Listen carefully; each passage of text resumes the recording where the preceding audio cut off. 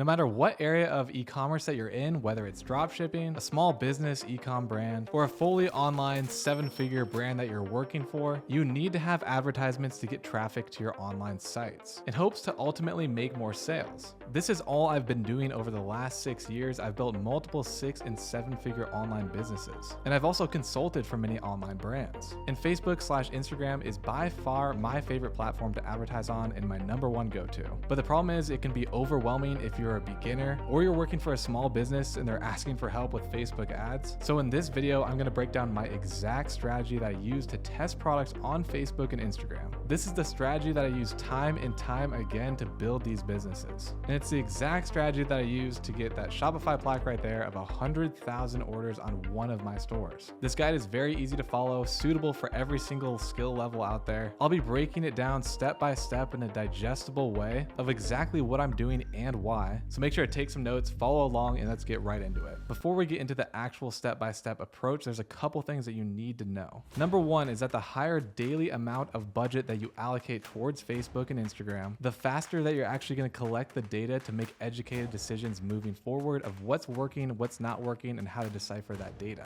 And that will ultimately trickle down into you optimizing your ads quicker and fixing what needs to get fixed, leading you to get more sales. #2 is to make sure that you have your pixel set up. If you don't know what a pixel is, it's basically a line of code that's implemented onto your website. And what it does is track customer behavior. So if they make a purchase on your website, it gets sent back to Facebook to attribute that correctly. It's very, very important that you set this up and it's working properly, because if it's not, then you're not going to know which ad set, which creative, which campaign is actually making the sales. And it's just going to leave you in the dark. You probably won't know which one's to scale or which one's to cut because you have no information on that. I also want you to keep in mind that this testing strategy is going to be broad, which means no interest targeting in the beginning. The reason for this, if you don't know, back in iOS 14.5, when they updated the privacy things with Apple, it made it a lot harder to track. So since then, Facebook has been pushing more advertisers to go broad in their targeting, allowing their algorithm to strengthen year over year to find that right audience for you, rather than you manually picking out the audience you think it should go to. It's a whole different topic, but if you want to research that later, just go ahead and do that. But right now, broad campaigns are performing a lot better than heavily targeted interested campaigns. The next quick tip before we get right into it is to isolate one variable at a time when you are testing. An isolated variable can be an age group that you want to test. It could be marketing angles tested against each other. It could be ad creatives tested against each other. But the point is that you only want to test one at a time. If you have one campaign running and you switch it up and add 2 different variables that you've changed, and let's say the new campaign with the 2 variables that you changed is working better, you cannot definitively say which change that you made actually helped or hurt that campaign specifically. You have to do one at a time and test them against each other to get definitive answers, allowing you to scale and optimize your online store. Now let's get into the example of the strategy that I'm going to show you right here, and then we're going to go in and actually do it together so you can follow along step by step. So this is a nice Figma file, and what we've got here is the example product. It is the Solar Wave product. Doesn't really matter, but what we're going to be doing is ABO testing campaigns. I'll explain the differences later between ABO and CBO, but I just wanted you guys to get an overview of what we're going to be digging into. So the way that I like to structure my campaigns is one campaign level with 3 ad set levels and then 3 creatives underneath each of those ad sets. And you might notice here that I'm running image ads under all of the creatives. Image ads right now on Facebook, either via carousel or a single image ad, are the cheapest way to advertise right now on Facebook, and they're actually converting very, very well. I've been using them nonstop since like 2021. You can also test image ads a lot quicker than video because it's just one frame rather than creating all new videos all the time. It's a great way to advertise on Facebook. It's very underrated. Not that many people are talking about them, but they are very, very powerful. And once you go through all these steps that I'm about to show you, 1 or 2 of those might be the winning angle or creative, and you can either then A/B test a different isolated variable against those to see which one performs better. Or if you want to, you can move it into a video ad, or you throw it into a CBO scaling campaign if you'd like to do that, breaking it down with 2 ad sets, 2 video ads, the image ads populated in there as well, just to test against each other and really maximize that spend. That's the overview of what we're going to be breaking down today. It might seem like a big chart, especially if you're new here, but it's a lot simpler than I'm making it seem right now. So let's get right into actually setting this up and showing you how to do it. So you're probably familiar with the Facebook backend here of the platform for advertising, but if you're not, this is what it looks like.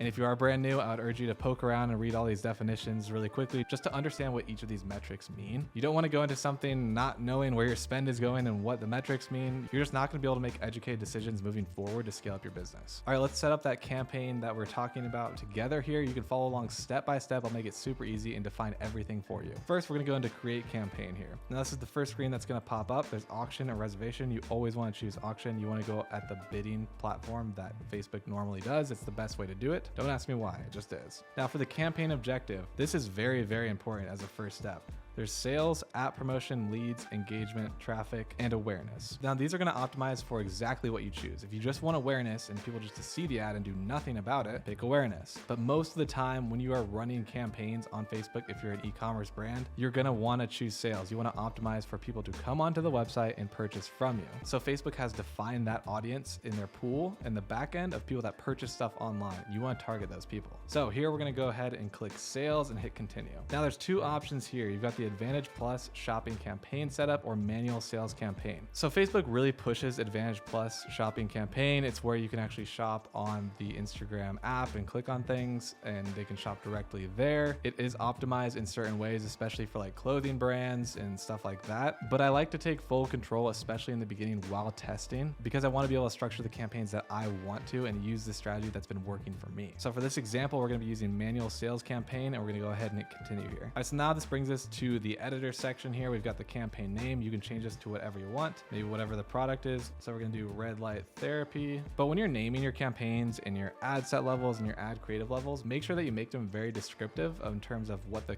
ad looks like, what kind of angle you're testing, or whatever the isolated variable is. That way you can go back and look and not have to poke around and figure out what you were actually doing in this campaign. It just gets super messy, so keep it clean. Now there's special ad categories. This is where you have to declare if you're related to credit, employment, housing, social issues, all that stuff. Most of the time, you're not gonna be needing to declare this if you're just selling products online. So we're gonna go ahead and skip over that section. Now the campaign details, we've got the buying type as auction. The objective is sales. We already filled out that information. For using a catalog, I personally have never had success with this option. It just basically takes a catalog from like your Shopify store and uses it as like the creatives and all that. I don't like doing it.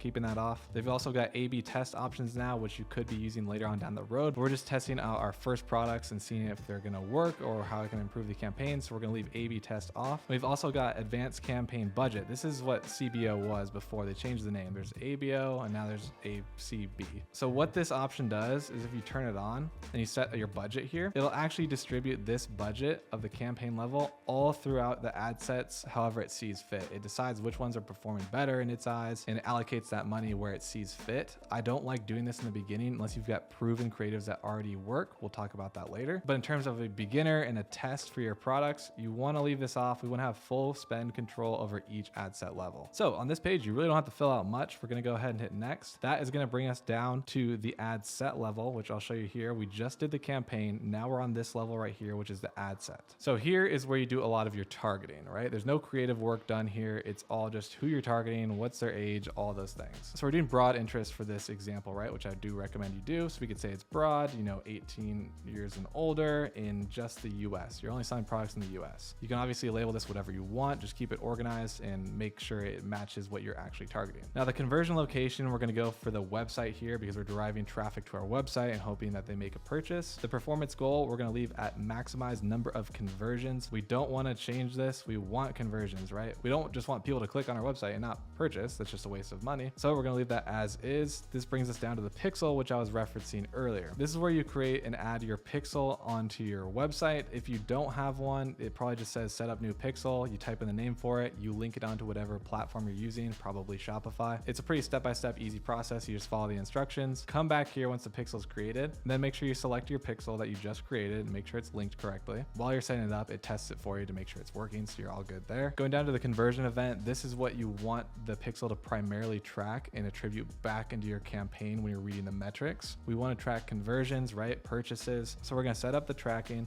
Track with standard events is kind of the best and only thing that you need to do. It's set up for e-commerce and retail. Hit done here. But now we're going to go back up to the conversion event and we're going to choose purchase because that's the one we want it to track the most. It prioritizes whatever you pick here to attribute correctly the most. And the most important piece of data is the purchases. It's not the ad carts. We want people to buy from us. So that's one we want to track. Now scrolling down, we've got a cost per result goal. We don't want to change this. It's never worked for me. I do have some friends that it's worked for, but for me, it's never worked. But what that even is, it says, how much are you wanting to spend per the conversion? If you want to get a $5 cost per purchase, you plug in $5 here. Problem is it's a bidding platform. So you get outbid all the time and it just ends up spending $0 and it's just a waste of your time. That's what's always happened to me at least. So we're going to leave that blank and then we'll click on more here. And we've got the attribution setting of 7-day click, 1-day view. This is fine. When you get charged impression, you can't even change that. So we're going to leave these all the same right here. Dynamic creative is another one of those Advantage Plus type of tools where it changes things for you and lets you kind of A/B test against each other. But again, we want to isolate one variable and have full control of it. So we're going to leave that off. Now it brings us down to daily budget and scheduling. So this is how much that you want to spend per ad set level within this campaign. You can do as much or as little as you want, but keep in mind, like I said earlier, the more that you spend, the quicker you're going to get the data to make educated decisions. A good rule of thumb, if you're testing out advertisements on a new product, you want to spend 3 to 5 times your average order value on the isolated variable test. That's a mouthful, but what that means is if you're selling a product for $25, you want to spend anywhere from $75 to like $125 on that advertisement, because that will give you enough data to determine if it's working, it's not working, what you need to change. If you just spend $10, you just might not get lucky, or you might get really lucky and think you have a winner when it's really not. You need to allocate a healthy amount of budget to test. So just a good rule of thumb is to do like $25 a day per ad set, which would be $75 a day total. Again, it's up to you. That's just a good number to go off of. And then we go down to the schedule here, the start date.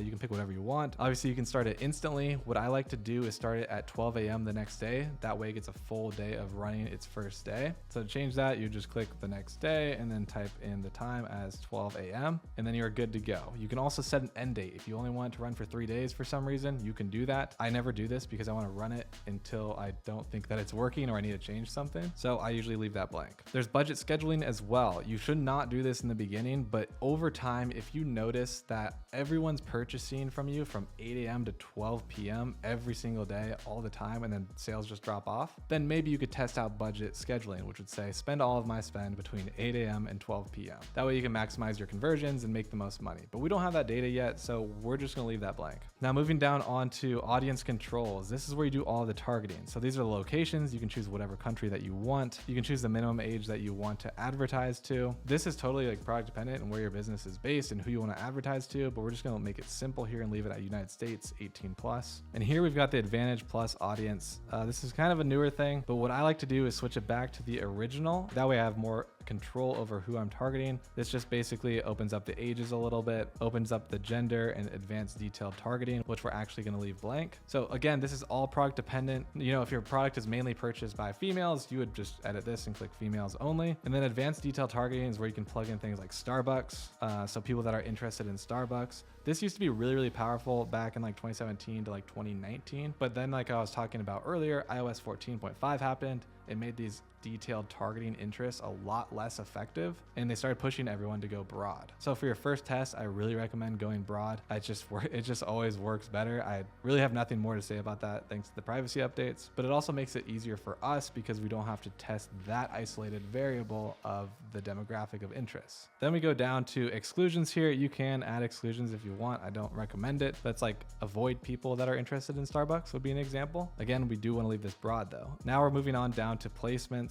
Advantage Plus placements is actually totally fine for this. You want to let Facebook and Instagram decide where to put your placements, and what a placement is basically where it shows up on each app, right? Whether it's the news feed, the explore page, stories, the reels feed, whatever it may be. Now Facebook is smart enough to identify if you are running an image ad, it's not going to put it on reels. It'll put it in like stories and other places where image ads go. And if you have a video ad that's 9:16 format, so vertical, Facebook is smart enough to advertise that on both stories and reels. So we don't really have to change anything here. Facebook will identify what kind of creative you're using and then place it in the correct spot. And what I've noticed over the years, if I actually remove placements and pick out exactly where I want it to be, they charge me more money for some reason. Don't know why that happens, but that's just what I've realized over the years. So now we're done with the targeting page here. We're actually going to move down to the ad creative level. Just to go back and reference, we've done the campaign, we've done the ad set level. And now we're gonna go down to the creative level. So now you've noticed we're testing 3 marketing angles against each other. And so that's our main isolated variable there. We are gonna have different image ads for each of these, but that doesn't really matter as much because they're still testing that angle. That's the main test. And we're still isolating them to their brackets here. So each one's gonna get the allocated spend. So that's totally fine. So what we can do is click up here on the left, click quickly duplicate, and we're gonna do it one more time. Now we've got our 3 ad set levels. They're all the same interest targeting. We're just doing 3 different angles of creatives underneath.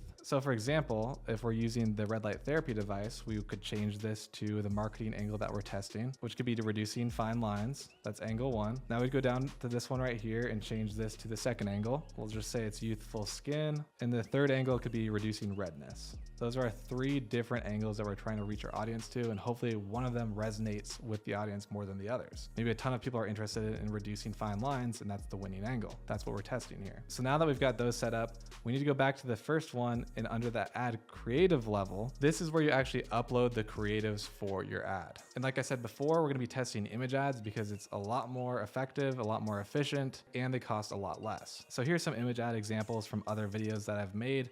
Just really basically templates of angles testing against each other with just different backgrounds, maybe different styles of the ad. Like this versus template here is a great one. This ad template right here is also crushing it. And as a side note, if you want templates from the top brands that do image ads that are crushing it in e-commerce on Facebook, go to creativeos.io. I'll have a link down below in the description, but you can just take all of the templates that the top brands are using, import them into Canva or Figma, edit them, put your product on, your copy, and then you run it as your own ad. You don't have to design anything. You already know this formats work because they're being used by the top brands. Basically a cheat code, and they update the templates every single week. It's pretty crazy. So if you want to try that out, I'll have a link down below. Now going back to this ad creative. Now you can name it whatever you want. You're probably gonna match it with the marketing angle that you want to use. But let's say you're testing 3 image ads of the reducing fine lines angle. And maybe one has a red background, maybe one has a green background, and maybe one has a yellow background. The angle would be reducing fine lines. And then we'd say it's the red background creative. Now we'd go down here to actually uploading our ad creative. For a partnership ad, you don't really need this. You're not gonna do this unless you're running it with a partner, with like a creator or another brand. So we're gonna leave that off. For identity, you're gonna choose your Facebook page that is linked to your Facebook account or the business account, your online business. And then you're gonna link your Instagram account as well. That way, when it is shown on Facebook or Instagram and they click on your page, it'll take them to your Instagram account, where you'll actually get natural followers just from running these ads. It's a good thing to do, especially for social proof and show that you're a real brand. Now we're going down to the ad setup. Now we're gonna leave this at create ad because we're going to manually upload our image ads here. So now I've got the format of a couple different options. There's single image or video, there's carousel, and there's collection. I like carousel ads a lot lately, and carousel ads are the ones that you can scroll multiple images on. But for the sake of what we're testing right now, we're just testing the angles. So we're going to leave single image or video. And then after that, we'd scroll down and add our creative. So you'd add your media here. What you do is just click add image. So we'd upload this image right here. It's just an example, but what you'd be uploading in the actual spot here would be your ad creative, which would be these examples right here. So you go ahead and hit next, make sure it all fits and is optimized for the right section and placements, hit done, and then it would show the ad preview on the right side. Now that your image is uploaded, you go down to the primary text. This is where you'd have your ad copy, emphasis on your angle, whatever you want to actually say in this ad. So whatever your marketing angles are and what you want to talk about your product is everything here on the primary text, the headline and description. We say reduce fine lines, and the description would be reduce fine lines. And then you can see on the feeds here in the examples, this is what it'll show up like. Reduce fine lines is up here at the top. You can play around with each of the placements if you'd like. You can edit them one by clicking edit right here and removing either the primary text or just adding, just the headline only, whatever looks the best and emphasizes your marketing angle and what you want to talk about for your product. Basically trying to convince them to click on your ad. But a lot of the times with image ads, like you can see here, a lot of the text is already here. So like shorter, sweeter sentences are a little bit better. More bold kind of headlines work the best because your image ad is essentially going to be the thing selling your product, not necessarily the text. It's more complementary. All right, so once you've got all of your descriptions good to go, we'll scroll down to the call to action. This is where you're going to change the button text, essentially. I always do shop now. There are some times where you'd want to say learn more, depends on the product and how it works, but shop now is just a good go-to, especially if you're just selling general e-com products. And there is an option to highlight your promo codes if you've got any. You want to say like 10% off or whatever. So codes to be highlighted, and you could source additional codes from your website. If it's connected to Shopify, you can have like the discount code text name and plug them in here, but we're leaving that off for now. We don't do Advantage Plus, so we're leaving that open. Then we're gonna plug in your website URL. So let's say it's SoloWave as an example. You plug in the website here. You really wanna plug in your landing page of your product, not your homepage. It just creates more friction because the ad that they saw in your campaign is why they're clicking on it, right? They don't wanna go to your homepage, they just wanna be directed to the product page. And if they want to discover more about your brand, they can go back to the homepage. But it's annoying if you click on an ad for a product like a t-shirt and it goes to the homepage. Now I have to try to find that t-shirt and it just creates more friction. So make sure that you've got the correct landing page here. Now you can build URL parameters. I really like to. It helps you kind of define each ad. It helps you with attribution in terms of which sale came from which creative and all that, because Facebook sometimes does mess it up. And what URL parameters are strings of text at the end of the URL that they add on to each individual campaign, ad set level, and creative level. That way, if you go on Shopify and you look at where this sale came from on what UTM parameter, you can definitively say it actually came from this reducing fine lines red background campaign is the one that actually made that sale. They're not really a must-have, but I really recommend them. It'll just help you keep track better. And how to set this up is they already have preset ones for you, and you just choose the correct ones and it'll add it for you. You just hit apply. Then you don't have to do anything else. You're good to go. Then we'll scroll down here to tracking. Make sure that your pixel is linked here. Make sure it's the correct one that you just set up. And then you are good to go for this one creative. But then remember, going back to our testing structure, we have 3 image ad creatives under each marketing angle that we're testing. So all you have to do again is just duplicate. You would quickly duplicate 2 more times. And now it duplicates the creative 3 times with the same exact headline and everything. The only thing that you'd want to change is the actual image ad for each one. So we've got the red background one.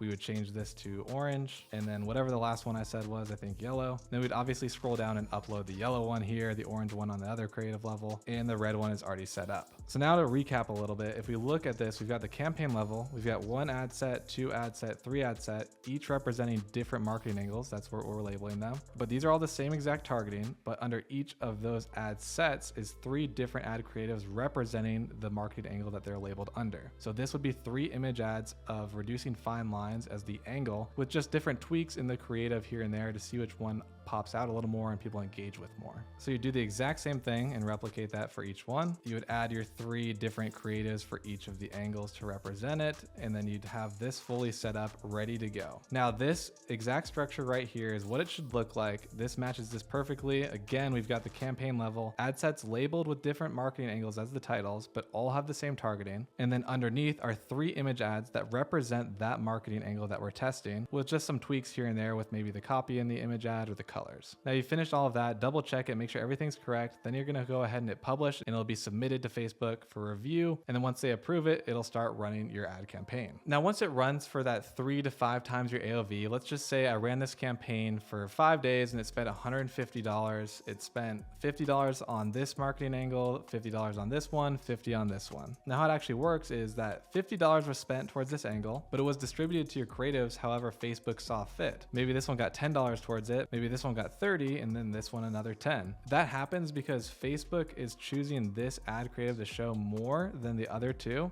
for some reason, right? Based on the engagement from the people that saw the ad. This one had more likes on it. People clicked on this ad more often. They liked the color for some reason. And hopefully you get some sales here that you could attribute to this campaign or this image ad. If it's the winning one, that is now your best image ad out of this angle. Now, if we look at the second set here, after all of that data and spend has come in, and maybe this one spent 15, 15, and 20. Now they're all a little bit dispersed evenly there, right? So it's harder to say this one's a lot better, people engage with it more, which maybe means that they're all pretty similar in terms of engagement, which is fine, but it probably means that your image ads were really similar and they just were reacting the same to your image ads, which means that you might want to run them again and change them up a bit to see if one is a definitive winner. And the same thing is going to obviously take place with the third angle that you're running. But now you're thinking, okay, well, I've got the winning image ad from this angle, the winning one from this one, the winning one from this one, but which angle actually won? Well, they all had $50 of spend going to each of these angles, so it's a fair test. Here in the platform, if you click on ad set, you'll see the 3 angles against each other, and then obviously the ad creatives underneath would be right here. And each of these would say $50, $50, and $50 in spent. But what you'd want to look for at this stage is what is the cost per 1,000 impressions? Or was one of them a lot cheaper than others? How much was the cost per link click? Did more people click on this angle than the other 2 for some reason? Or the most important thing is how many purchases purchases were actually made, where you'd see at cost per result here. This would tell you how much it costs to actually get a purchase on your website. And let's say this one is 10, this one is 15, this one didn't get any purchases. That means you can say, okay, this angle, people didn't really resonate with. Maybe people just didn't want it, didn't like the angle, didn't want to buy the product, but these two had purchases on them. That would lead me to think, okay, youthful skin and reducing redness are better angles than reducing fine lines. And then from that point, you've isolated that variable of which marketing angles are the best. And then you've completed your test. So youthful skin and reduced redness are the best ones. Those are the ad creatives and the type of website I'm going to run. Those are the best marketing angles. I'll switch up my landing page to really talk about more youthful skin. I'll update the ad creatives. Maybe I'll move them into videos. I'll scale up these. And then also I'll A/B test against other things like interest. And then you start your next test until you're fully optimized. It's like putting an entire puzzle piece together. But for another scenario, let's say none of these actually resulted in a purchase. Then you can't definitively say, hey, more people bought this one than this angle. From there, you can again look at the CPMs. You can look at what the cost per link click was, how many people were clicking on this one compared to this angle. Then you might notice something like reduced redness had the lowest cost per link click. Most people were clicking on that. They really liked the ad, but how come no one purchased? That's when you go to step 2 of building your online business and say, maybe there's something wrong with my website. Maybe something wrong with the price. People are really interested, but they're not converting on the website. Is something wrong with it? And that is an entirely different video. But that's exactly how I set up my tests step by step in 2024. I've been using this strategy for a long time. It works really, really well. You can rinse and repeat this with new products or testing new isolated variables against each other. But it is just the cleanest way and easiest way to set up your ad campaigns on Facebook and Instagram. I hope you guys liked this video. I hope it made sense. I know it was a lot of information to digest. So if you need to go back, rewatch certain parts, follow along, pause, do half speed or something like that, because this simple ad strategy does work for testing. All right, guys, I hope you enjoyed this video, and make sure to check out my channel because I cover everything else about e-commerce just as much in detail as this video. So make sure to check out those guides and tutorials. All right, thanks for watching. Make sure to like, subscribe, leave a comment down below on what video you want to see next. As always, guys, have a great rest of your day.